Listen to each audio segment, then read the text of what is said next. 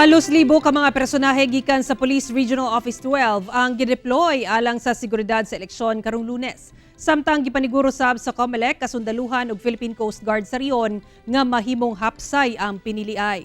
Ani report ni Tony Humamil.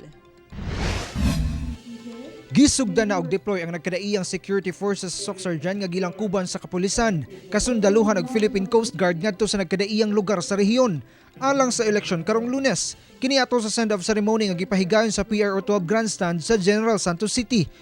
Anaa sa 939 ka mga personahe gikan sa PRO 12 ang dugang ipakatag sa upat ka probinsya ug usa ka syudad sa Region 12.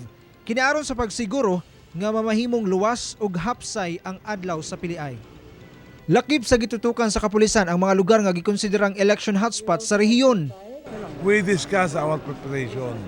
So yung mga election hotspot na kinoconsider natin, which is North Cotabato, Sarangani, and Sultan Kudarat, we have prepared yung coordination natin with our counterpart from the Armed Forces of the Philippines, wherein they will take the lead.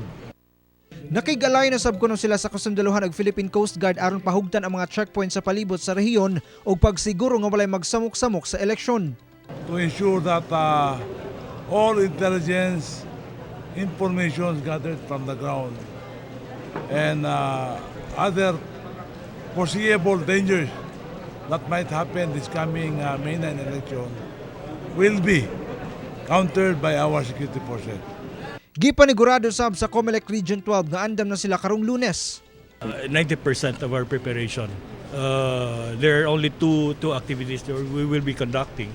The FTS, no, that's the final testing and sealing, wherein ma-check natin yung VCMs natin, and we can check also the other election paraphernalia.